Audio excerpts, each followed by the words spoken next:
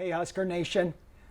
Jordan Burroughs and myself, we just wanted to sit down and have a conversation and let the wrestling world know that Jordan will be here in Lincoln, Nebraska one more year as he pursues a gold medal in the Olympics in 2021 in Tokyo, and Jordan will be here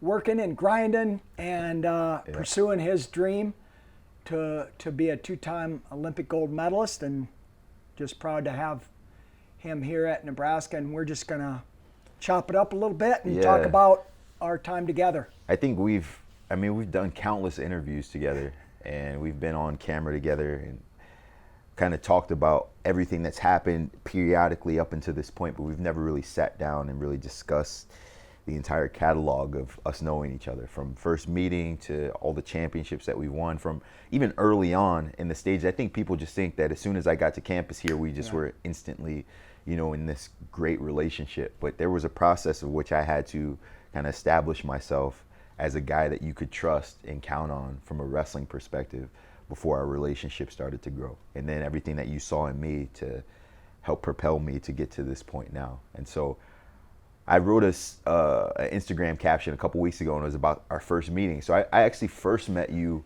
when you came to see Vince. Yeah. Back in, this must have been like 04, 05. Yeah. And I remember at that time, Vince and I were neighbors. We lived right next door. And so he was like, hey, Nebraska coach Mark Manning's going to come and visit today. And we used to spend so much time together in the summer. We play Madden every day. We just hang out at the crib, watch movies.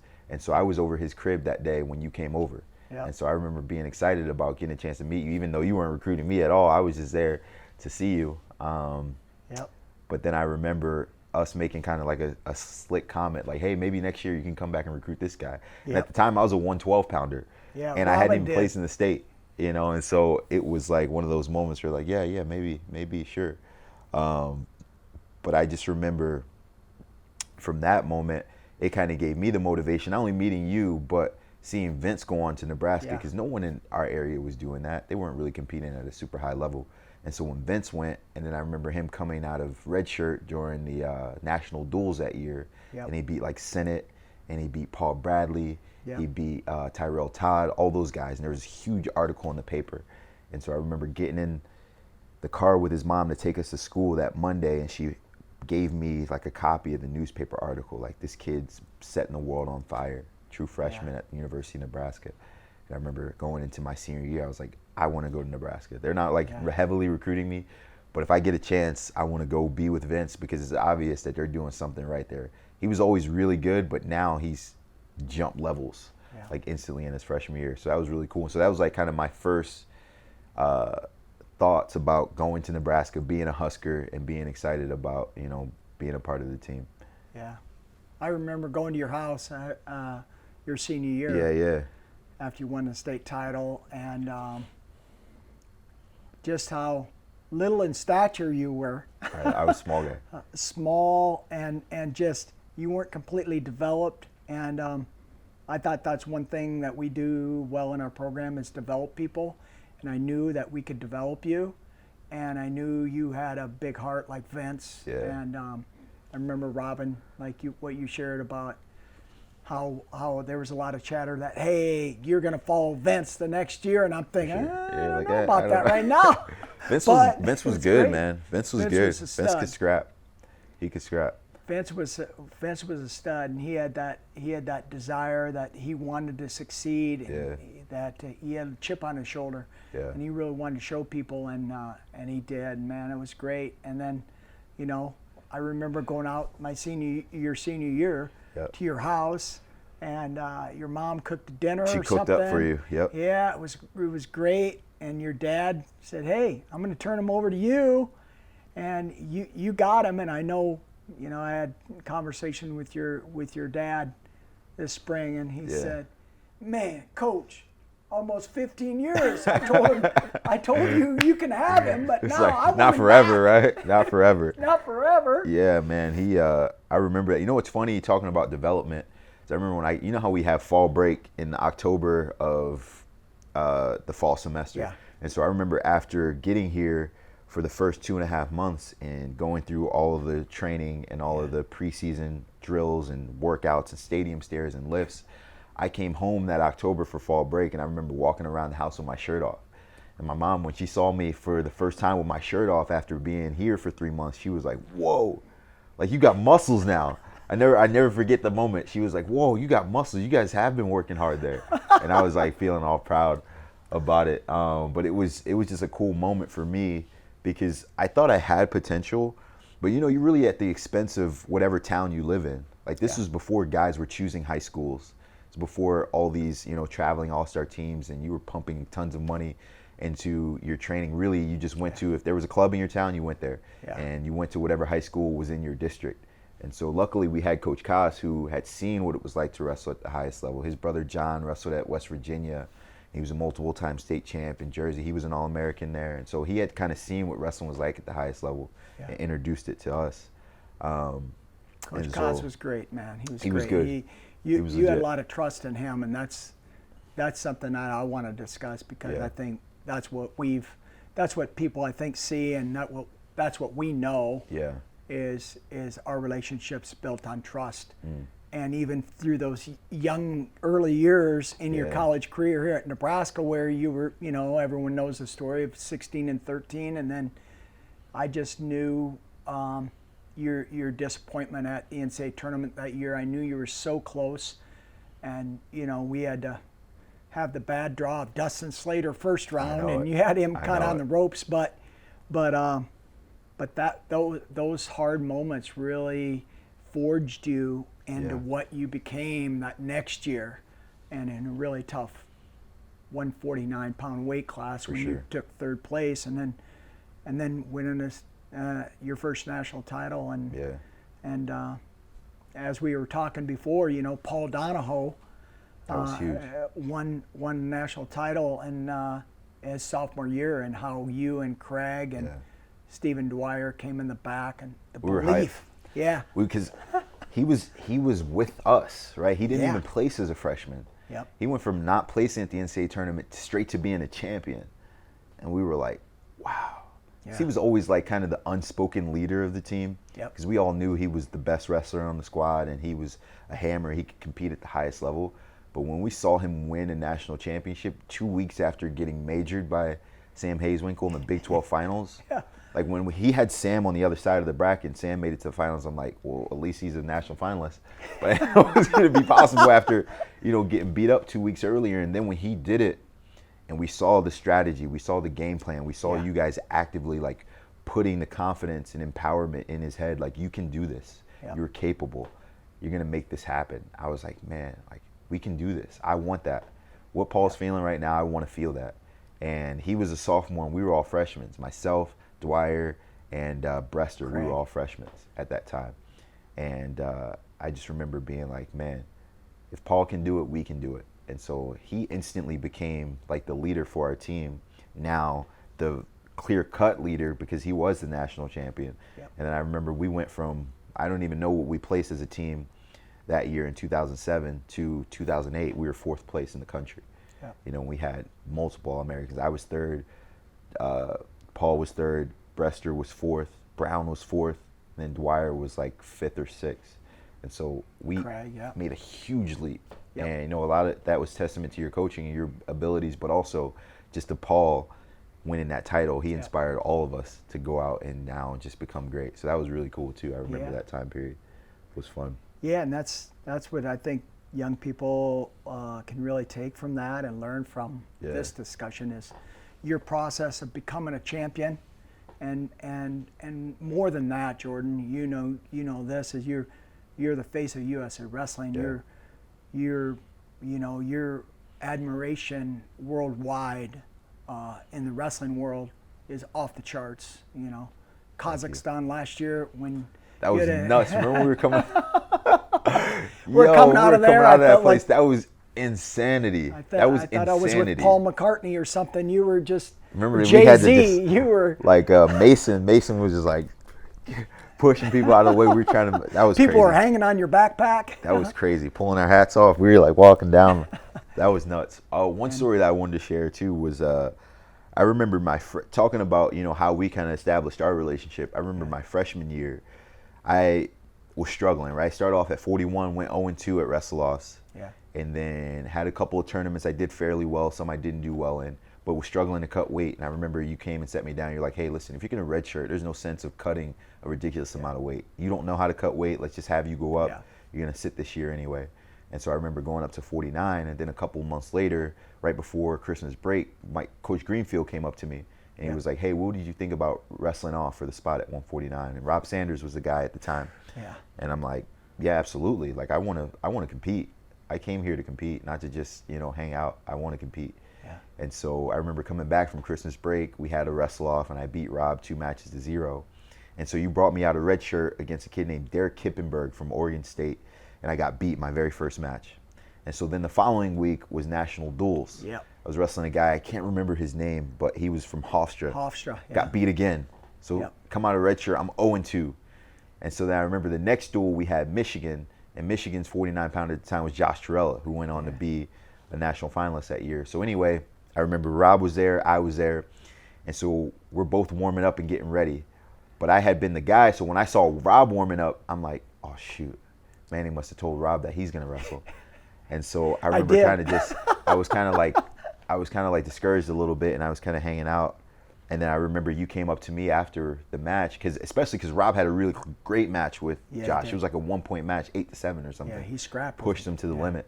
And so then you came up to me. It was like, hey, listen, here's what I'm looking for from you. Like, I want to see intensity. I want to see you willingness to prepare and be ready. Like, right now, you're just kind of going out there and hoping something good happens. Like, I want to see you wrestle.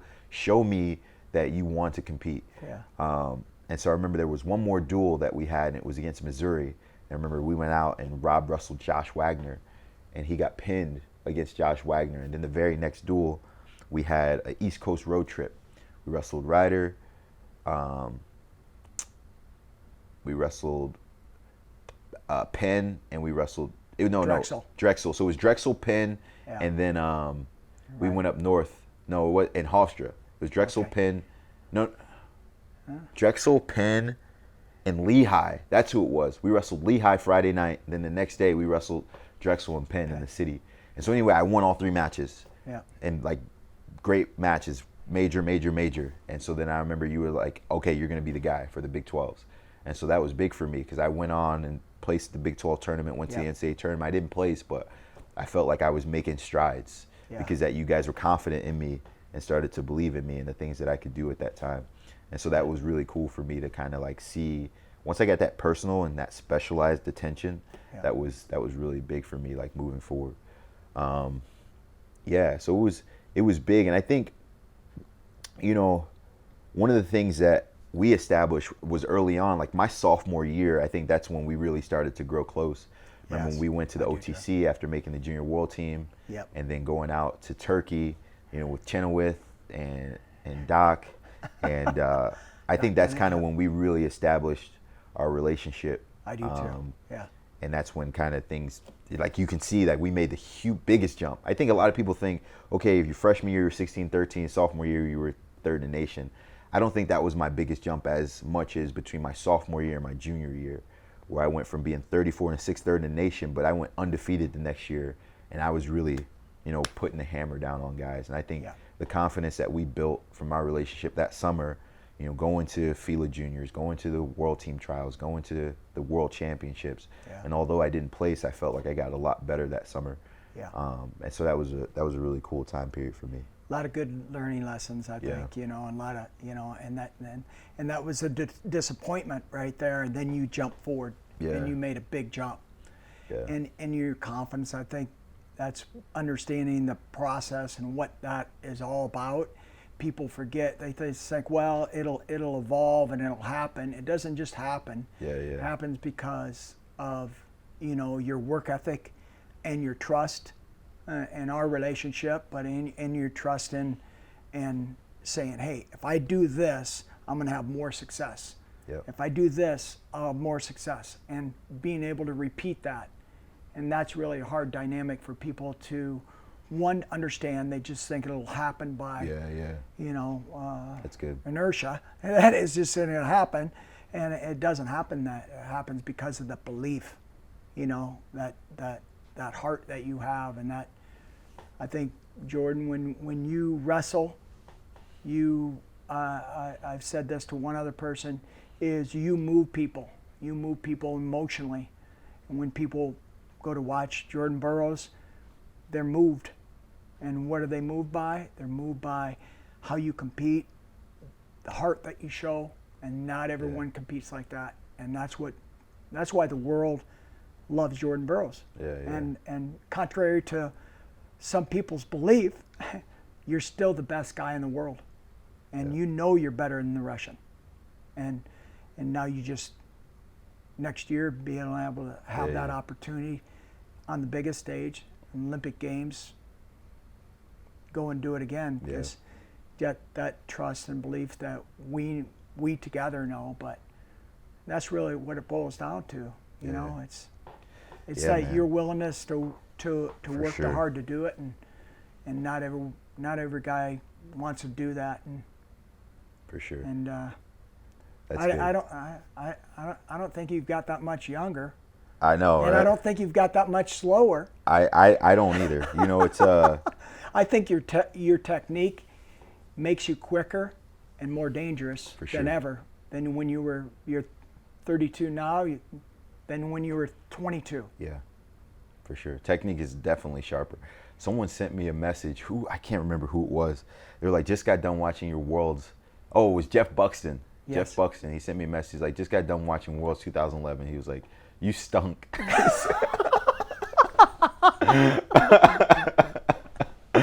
He was like, you're way better now than you were then. Yeah, and you were a world champion, and right? I was a world and people put you on a pedestal. Yeah, for sure. But you knew, hey man, I got to get my parterre better. Yeah. I got to you couldn't turn a turtle then, you didn't know a gut wrench from ankle lace really. Yeah, man. And now you're one of the best in the world at it. And just getting chest wrapped and in that tournament. Going through those experiences. But you kept going. I remember when in 2010 when you were one of the world team coaches and you came back from Moscow with the DVDs and you showed me 74 kilos. You're like, hey, you got to watch this Russian guy, Denis Sargush. He's the 2-time reigning world champ. If you want to win a world title at some point, you're going to have to beat this guy. Yeah. And I remember at the time, I never really dreamed of wrestling at the Olympic Games when I was a kid because no one from my area had done it.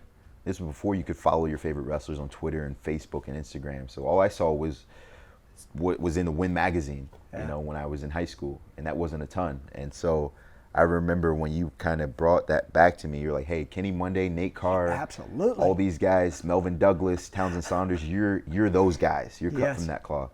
And so I was like, well, shoot, if they can do it, maybe I can do it too. But I remember making the decision to go up to 65 for my senior year. Yeah. And then after winning the national title, remember we were up in the track when we were building our new wrestling room, and it was me, you, Ursulin Snyder, just wrestling every day. Yeah. It was like crash course for freestyle. In this couple of weeks, we got to teach you how to defend a gut, teach you how to defend a lace, teach you how to get out of the front headlock, edge of the mat, push outs, all these things, like trying to learn all the rules in this condensed period of time. And it's crazy, like what we were able to do. But I think, like you mentioned, like it was a testament to us just saying, hey, look, I believe in you. I trust you. I know that it might seem crazy now, but every time I've listened to you, I've become a champion and I've improved tremendously. And so like that was a really crazy time, just us, crunching our heads together and trying to figure out how to get better. But I think that we made significant leaps just in that small period of time. Yeah. And then once I won in 2011, it was like kind of we were just off to the races because now I knew that I could be the best guy in the world and that I was the best guy in the world. And so we just started to just kind of perpetuate and grow and develop and really improve more. So but you had to knock down Denis Sargush. Remember that? That was crazy. It was a great match. And that was crazy. I remember I was telling my wife this morning about just the process of remember when we went to that first international tournament in Ukraine before the World Championships. That was awesome. And that guy threw you on your head. You were whooping him, and he in the finals. My neck was so sore. I went double, and he pulled me up a little high, wizard kick, wham, boom, landed right on top of my head. It was a nice throw. It was nice. landed right on top of my head. It was, I remember that. That guy got whipped by Jordan Burroughs, but he got one. Yeah, he got one good one. He got one good one. It was good, man. I remember that. That was great. I know you really changed Zeke Jones's perspective. That, wow, this guy might be able to do it. I don't know if he could beat Dennis Arguch, but I knew you could. Yeah. And I knew, and the rest tried to cheat you, and you overcame them, and that was awesome. And I remember John Smith was so pumped. Yeah. I mean, he was so excited, and you know, that was a cool moment for USA Wrestling. That was cool. And then like from there, I feel like I was still honestly a little nervous after 11 because I was like, okay, 12, the Olympics are here. These are much more important than a world championship, although world championships may have been harder. But I knew I was still going to have to beat Sargush again. Yeah. Right? And lo and behold, we had to wrestle each other on the same side of the bracket in the semifinals of the Olympics back in 12. And so like I remember going through that process of preparing then, even though I felt more confident and I felt bigger and stronger, it was still a close match. Yeah. It was still a close match. It was a scrap. And we had to scrap every time. And so I was like, shoot. But it was crazy for me because I had grown up watching the Olympics, you know, and although like we arrived at this place where we were like, I'm going to win the Olympics. Like I'm confident that I'm going to win it. It's still kind of surreal when you arrive at that point, you know, and you've coached at multiple Olympics and you've been there and you've seen guys and you've helped train, you know, multiple Olympic champions, but still to be there personally and to be in the corner at the Olympic Games and to like experience that on the very first try is pretty wild. So when people ask me like, how did it feel to win the Olympics? I'm like, I really didn't feel a ton because I hadn't really thought about it long before then. You know, it was kind of just like, I'm really good. Let me see what I can do. Yeah. And then when I did it, it was like, wow, I did it already. So I think for me, this next Olympic Games will be more meaningful because of all the highs and lows and the ebbs and flows of the last decade, as opposed to when you do it your first try, you don't really have any perspective. You know, it's kind of just like you just go and you make it happen. Yeah. But I think, it's going to be special. I'm looking forward to it. Absolutely. I know your work ethic and your heart is into the sport at the highest level still, and I've seen a lot of guys fade off toward the end of their career, and I see your projection still going up and your desire to be the best in the world, and obviously you're at one of the toughest weight classes in the world.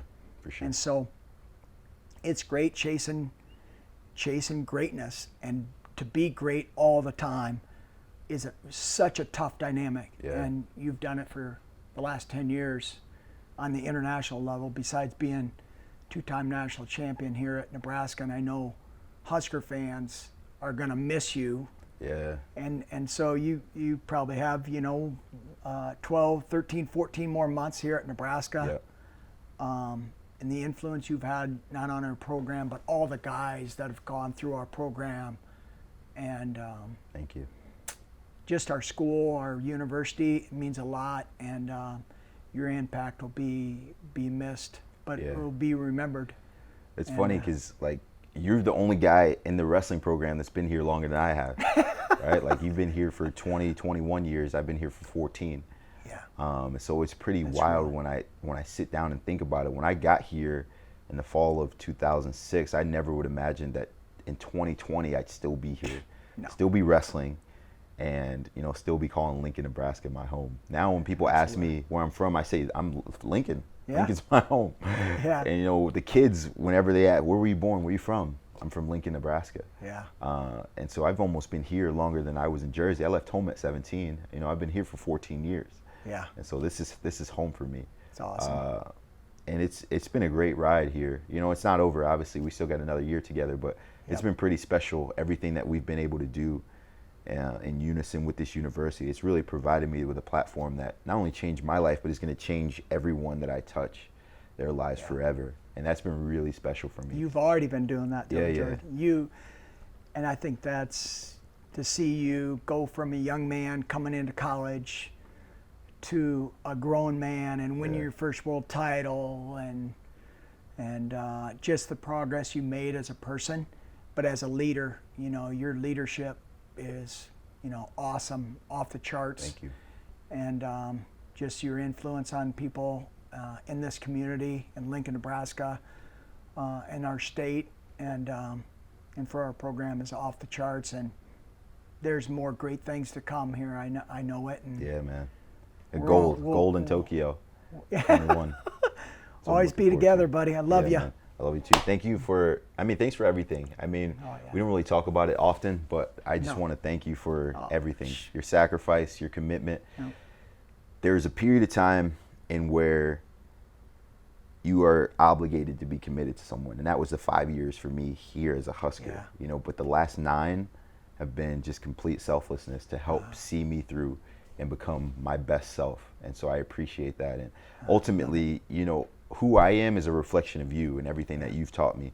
Yeah. And so like a lot of times when I go out and I speak and I influence people, I go to a wrestling camp, or even the way that I talk to my children is directly influenced by everything that I've learned from you. And obviously, there are 2 people that have really heavily influenced me, and really 3 with Coach Koss, but my dad, Coach Koss, and then you being the 3rd. I think we've spent more time together in the last 14 years than anyone on earth.